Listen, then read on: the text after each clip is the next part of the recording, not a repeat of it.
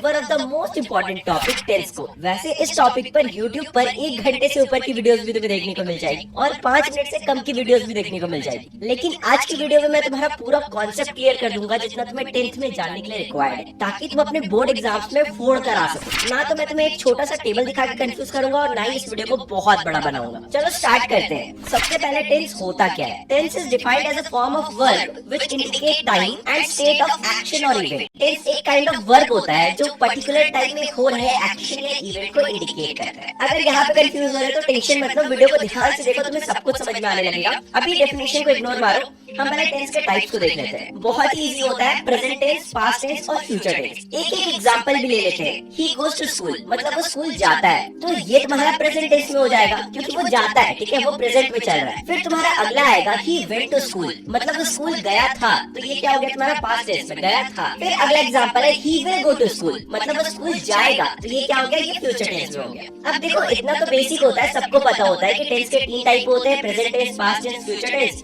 और इन्हें कैसे पहचानना है ये सब तो हम क्लास 2-3 से पढ़ते आ रहे हैं। तो टेंथ में क्या अलग है? तो क्लास 10th में तुम्हें इनके भी टाइप्स को पहचानना आना चाहिए। मेनली 4 टाइप होते हैं, सिंपल, इंडेफिनिट, दोनों सेम ही होता है। फिर तुम्हारा आता है continuous, perfect and perfect continuous. अब ये जो 4 टाइप मैंने तुम्हें बताया ना, ये प्रेजेंट के साथ भी होते हैं, पास्ट के साथ भी होते हैं और फ्यूचर के साथ भी होते हैं। जैसे कि एक बार बता देता हूँ, स्क्रीन में देखो, सिंपल प्रेजेंट टेंस या फिर इंडेफिनिट प्रेजेंट टेंस, दोनों सेम ही चीज होगी। इस चीज को अपने दिमाग में घुसा लो, कहीं पे भी सिंपल या इंडेफिनिट लिखा हुआ होगा वो सेम ही चीज होगा। तो प्रेजेंट टेंस के तुम्हारे 4 टाइप हो गए, indefinite present tense, present continuous tense, present perfect tense, present perfect continuous tense. वैसे ही तुम्हारे पास्ट के भी 4 टाइप हो जाएंगे। एक होगा तुम्हारा सिंपल पास्ट टेंस या फिर तुम कह सकते हो पास्ट इंडेफिनिट टेंस, ठीक है। फिर तुम्हारा होगा पास्ट कंटिन्यूअस टेंस, फिर तुम्हारा पास्ट परफेक्ट टेंस, फिर तुम्हारा पास्ट परफेक्ट कंटिन्यूअस टेंस। वैसे ही फ्यूचर के साथ भी चारों लगा दो, future indefinite tense, future continuous tense, future perfect tense, future perfect continuous tense. तो यहाँ पे तो कुछ भी कंफ्यूजिंग नहीं है। टेंस के 3 टाइप हुए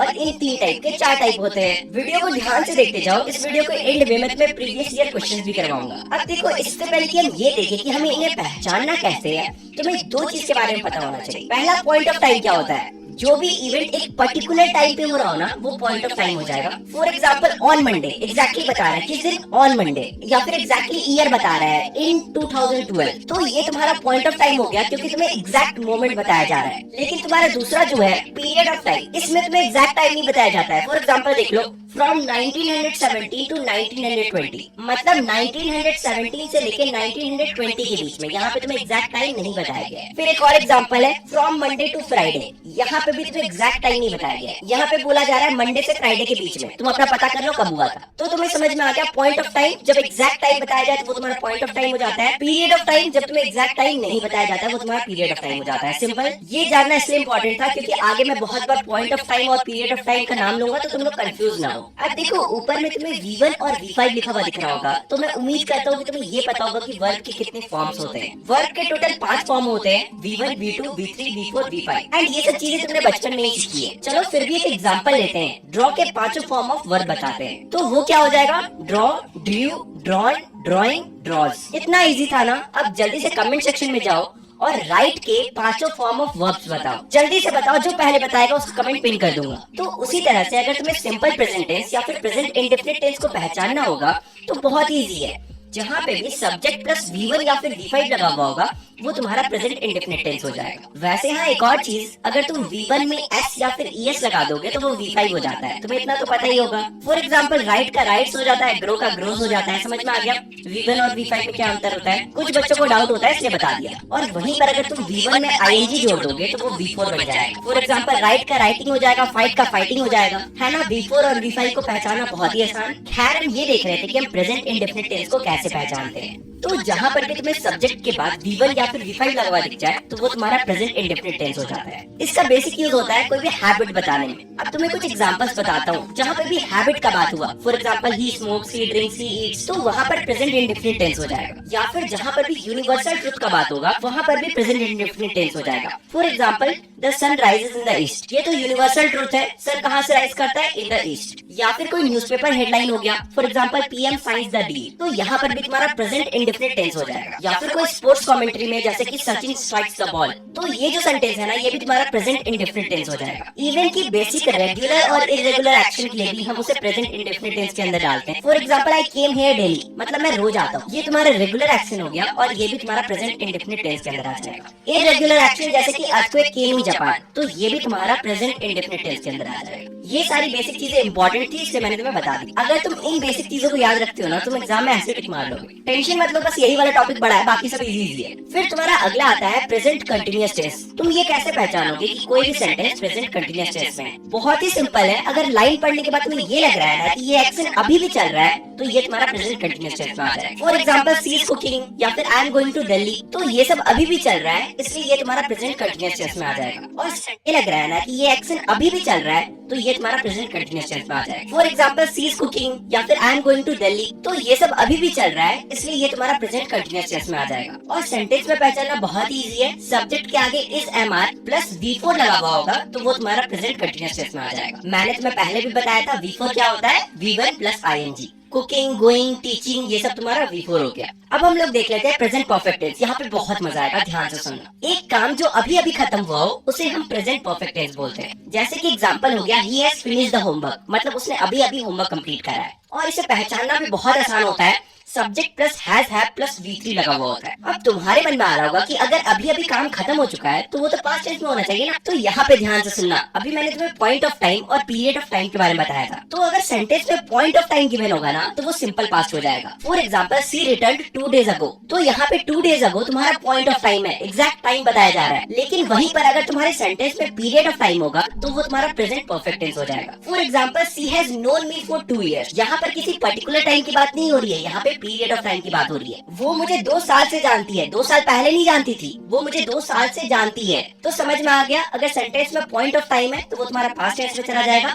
अगर पीरियड ऑफ टाइम है, तो वो तुम्हारा क्या हो जाएगा, प्रेजेंट परफेक्ट टेंस। तो प्रेजेंट परफेक्ट टेंस और पास्ट टेंस में कंफ्यूज मत हो। सिंपल, अगर लाइन में पॉइंट ऑफ टाइम नहीं गिवन है, बल्कि पीरियड ऑफ टाइम गिवन है, तो वो तुम्हारा प्रेजेंट परफेक्ट टेंस हो जाएगा। अब आता है हमारा प्रेजेंट परफेक्ट कंटिन्यूअस टेंस, मतलब कि एक काम जो शुरू हो चुका था और अभी भी हो रहा है। For example, I have been teaching you for an hour, मतलब कि मैं तुम्हें 1 घंटा से पढ़ा रहा हूँ। 1 घंटा पहले मैंने पढ़ाना शुरू किया था और अभी भी पढ़ाया जा रहा है। और एक एग्जाम्पल है, I have been watering the plant since 5 o'clock, मतलब मैं 5 बजे से प्लांट को वाटर किए जा रहा हूँ। इसमें तुम्हारा सब्जेक्ट के साथ हैज या फिर हैव रहेगा, प्लस V4 रहेगा, प्लस 4 या सिंस में से कोई एक रहेगा, और प्लस टाइम गिवन हो। तुमने एग्जांपल में भी देखा था, I have been teaching you for an hour, तो इसमें हैव था, टीचिंग जो कि तुम्हारा V4 है वो भी था, 4 और सिंस में से 4 था, इसमें 4 भी था, और टाइम भी गिवन था 4 and hour।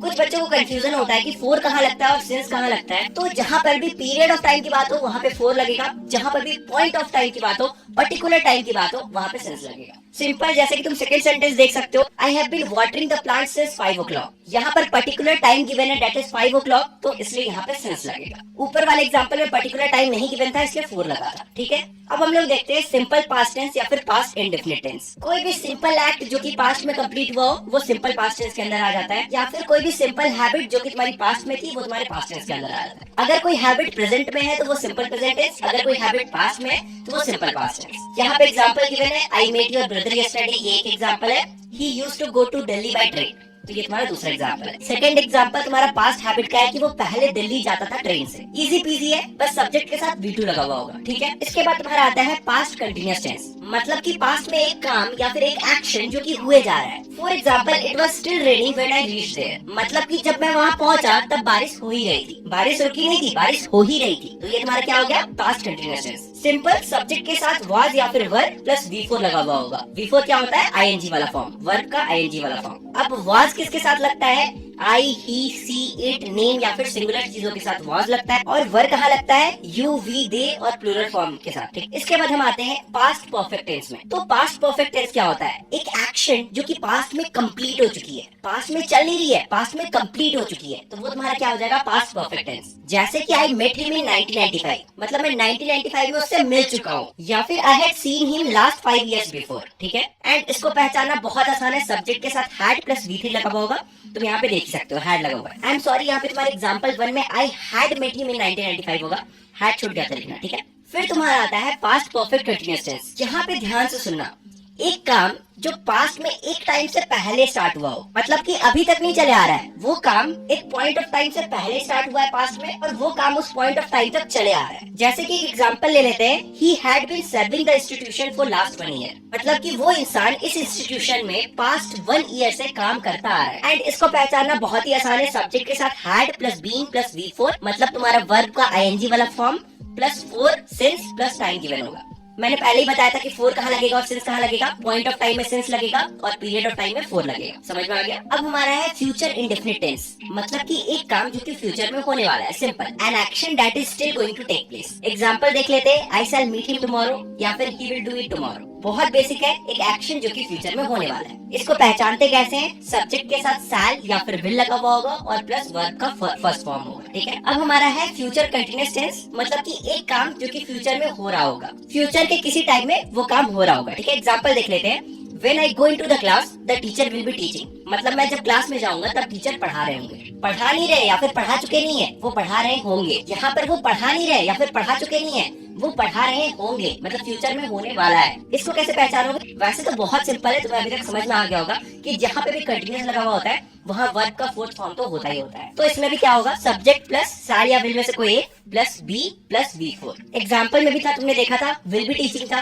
समझ में आया? ठीक है, अब हम लोग देखते हैं फ्यूचर परफेक्ट टेंस, मतलब कि एक काम जो कि इस पॉइंट ऑफ टाइम तक फ्यूचर में कंप्लीट हो जाना चाहिए। It is used to indicate the completion of an action by a certain future time. Example से समझते हैं, फिर समझ में आ जाएगा। I shall have done my homework by that time, मुझे अपना होमवर्क इस टाइम तक कर लेना चाहिए। इसको कैसे पहचानेंगे? सब्जेक्ट के साथ मेरा शैल या फिर विल लगा हुआ होगा, प्लस हैव होगा, प्लस वर्ब का थर्ड फॉर्म होगा। ठीक है, फिर अगला आता है तुम्हारा फ्यूचर परफेक्ट कंटिन्यूअस टेंस, मतलब एक काम जो कि तुम्हारा पास्ट से चला हुआ आ रहा है लेकिन वो फ्यूचर में चल के खत्म होने वाला है।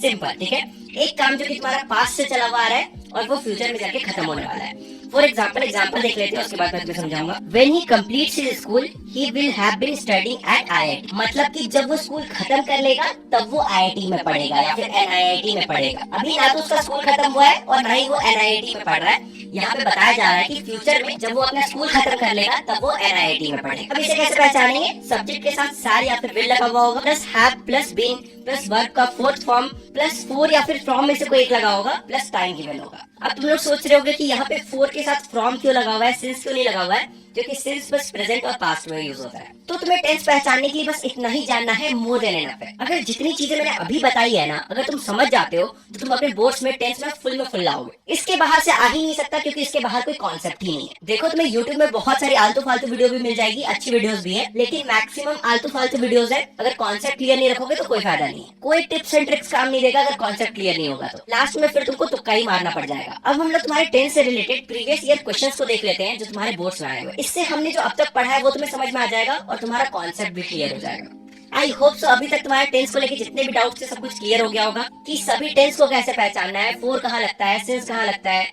पॉइंट ऑफ टाइम क्या होता है, पीरियड ऑफ टाइम क्या होता है, सब कुछ ऐसे समझ में आ गया होगा। अब तुम मस्त एग्जाम में क्वेश्चन करके आओ और उसके बाद कमेंट करके जरूर बताना तुम्हारा एग्जाम कैसा गया।